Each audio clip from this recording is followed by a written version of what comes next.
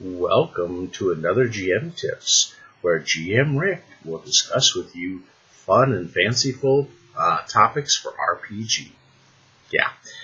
Wouldn't you love it if I did little intros like that? Probably not. But some do. And you know what? Most of them voice actors or actresses who are geeking out and loving RPG, and I love that they do.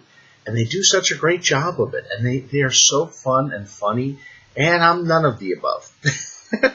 Unless you just laugh at my mirth most days. So today's topic, we're going to talk about two of the races of the Underdark, or the Darklands, or whatever you want to call your center of your world in your RPG campaign. Now, mind you, this is going to be fantasy today. So again, for those of you who do the futuristic ones, I'm sorry. I know I don't give you a lot of love, do I? I'm going to have to give you guys much more love, and so I'm going to take some sessions and give you guys a ton of love and do some focus. They will come, I promise you, this year, so keep an eye out. We're going to look at the Drow and the Duergar, two races of infinite darkness and power. They are elves and dwarves gone bad, and I mean really bad. In many different campaigns, the start of how they got there is very different.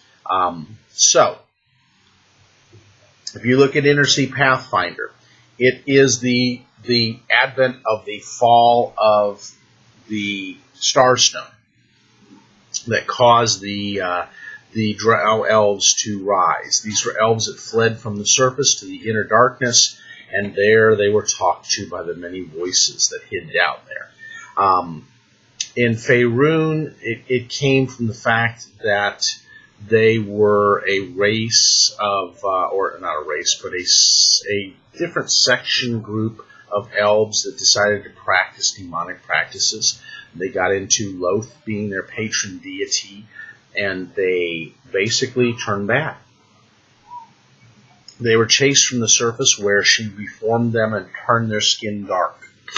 So, the legends of how this happened. Now, Duergar, there are different takes on it too. With Pathfinder in the Inner Sea, Droskar, the god of greed and darkness, took a group of dwarves that decided not to go up to see the surface of the world, who decided to stay back and keep their kingdoms as they always have been, and they turned bitter, and he twisted them into gray, ashen creatures. In Faerun, it was very different again. Another group that stayed down below, and through their hatred, they worshipped other patron dwarven deities, and these deities twisted them and turned them dark. So, mind you, these races are very warped at the core. They are not. I mean, I know everybody loves to play these characters, but sometimes I think player characters and players, or I should say players, not player characters, you got to understand what you're working with here. Most of them are not Dritz Duerden, okay? In fact, 99% of them are not Dritz Duerden. And everybody loves him because he is kind of that bad elf that went good from the Drow. Not the case with most of them. They don't rebel against their natural instincts. And they have had thousands of years of warping and indoctrination. So, for instance, the elves, the dark elves, and the dwarves of the Inner Sea worship a lot of the demonic creatures. I love that Pathfinder did not try to recreate Loth in this campaign. In fact, this is Nocticula on here. They have so many different ones and patrons and patronesses that each house may follow. Let me give you a few of them. Of course, Droskar is on there for the dwarves, because he is in the abyss with them. Camazotz, the bat god, and sometimes is worshipped by them. Lamashtu, mother of nightmares, absolutely. And they love that. That's where a lot of your flesh warping and your driders come from, is her. Abraxas, forbidden magic and lore. Matasma, the cruelty and deception. Zora, cannibalism and vampires. they have a lot of different demonic influences, and each house may have a total different influence. So keep in mind, when you get to know these two races for whatever your campaign is, have a solid backstory for how they came about. So in a homebrew campaign, if you have these creatures, develop the history, why they became what they became. And don't always use the line. So D&D 5 years, don't always just go right to Loth as their patron goddess. Because maybe in your world she isn't. Maybe it's someone else. Maybe it's Orcus.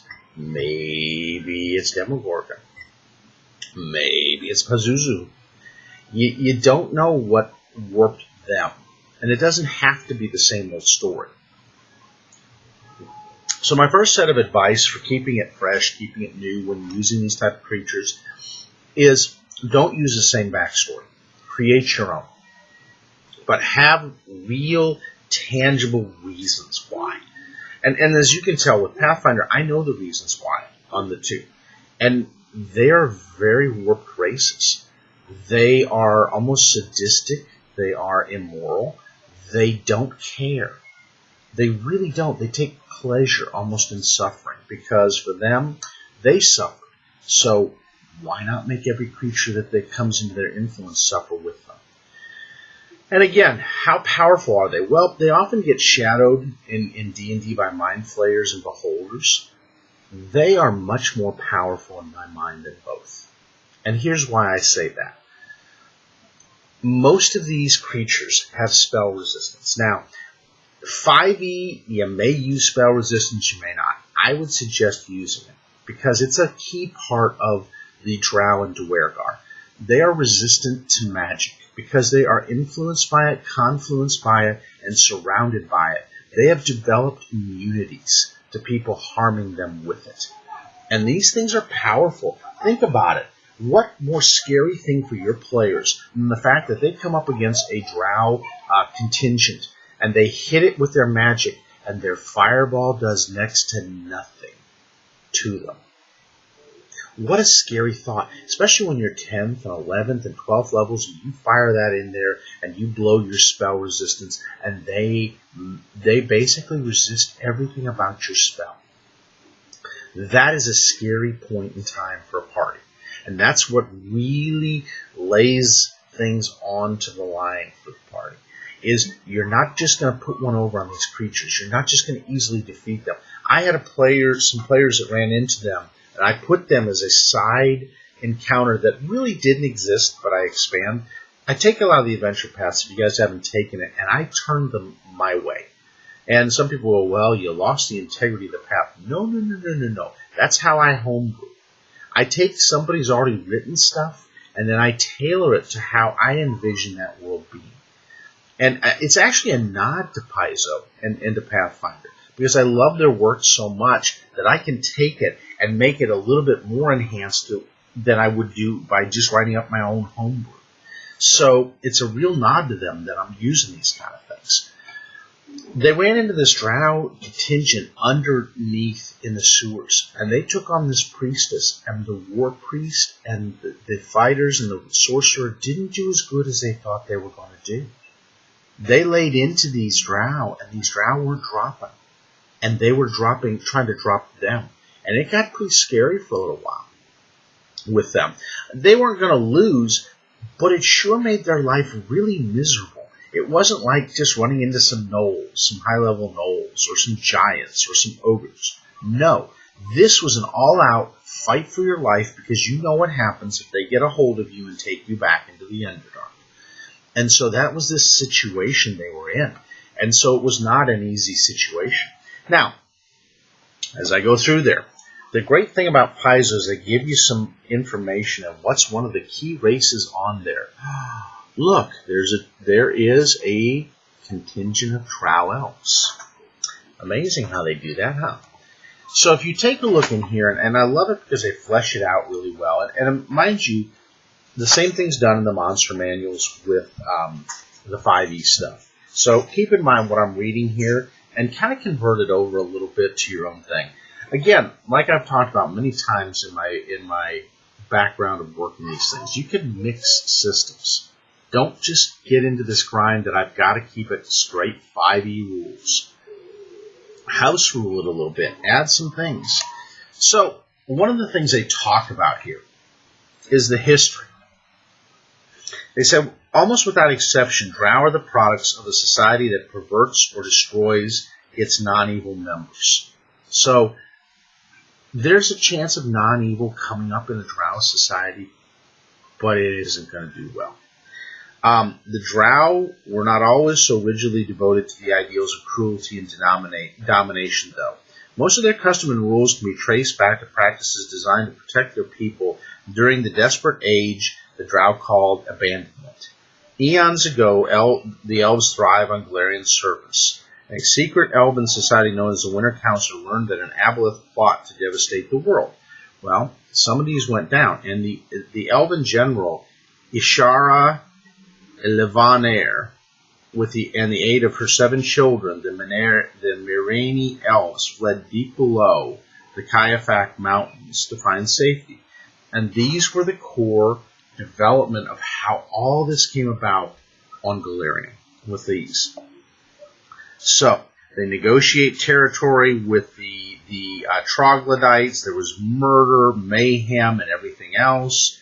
And slowly but surely, they had to adapt to their environment. So she founded 12 great houses to make sure things went better for her people.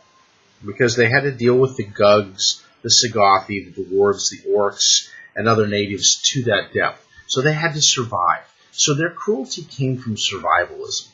And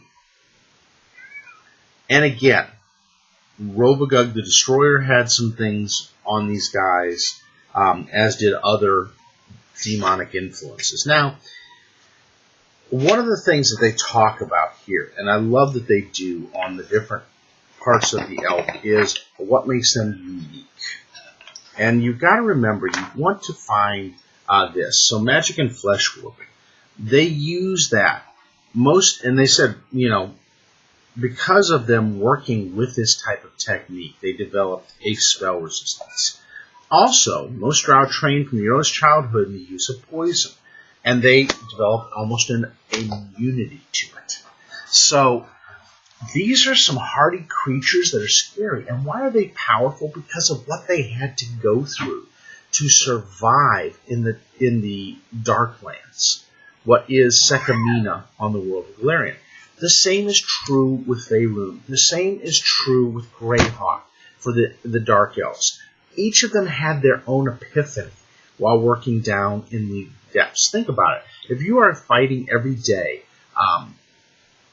creatures like aboleths and beholders and mind flayers and intellect devourers, how are you going to become? Same with the dwarves. The Duergar. How did they have to become? The dwarves are hardy stock as they are. But Duergar had a whole different purpose. And so understand, now, for those of you running the Inner Sea campaign stuff, this is a great book for that reason. Because they give you the true backgrounds of why these creatures became what they did.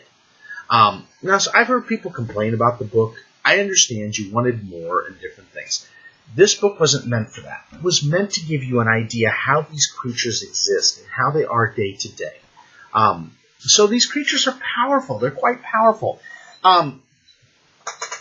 Another book that I would suggest getting, I love the Monster Codex because it's easy to convert, again, to 5e, but it gives you a tougher stance on the Drow. So page 30, again, it goes into some really cool things. It talks about the history of the Drow once again.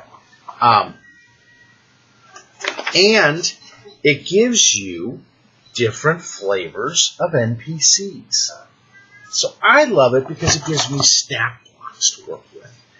A Drow Matron. How powerful is a Drow Matron? Very. Let's look at her spell resistance, shall we? A 26. Not easy to overcome. So, keep in mind, understand the creatures. I guess that would be my first tip to you guys. Understand what you're working with these two creatures. Okay? They are powerful creatures. Number 2, design their societies. If you already are not using a pre-built campaign that has these societies drawn out for you, draw out an Underdark map. Write out their cities. Which house of Duergar or Drow runs that city? Who is the matron or the patron of that house? How does it flesh out? How do they weed out people? How do you rise the ranks in that particular group? Because everyone's a little bit different. You don't have to make them all the same. What kind of slaves do they use? What kind of laws and credences do they use? What kind of indulgences are at their fingertips? Do they flesh work? Do they work with fungoids? Are they about building an army? Are they about a martial society? Are they more about subterfuge? Are they about wizardry? Are they about devotion to their deities and their demon patrons? You have to kind of give it that flavor and that history so that when your players come up against these creatures, you're able to introduce clues about the society that they're having to deal with. And every house can be different. So players are used to dealing and going against one Drow house or one Duergar house. Well, guess what? The next house is not the same way. So just because you understand this one doesn't mean you're going to understand that one.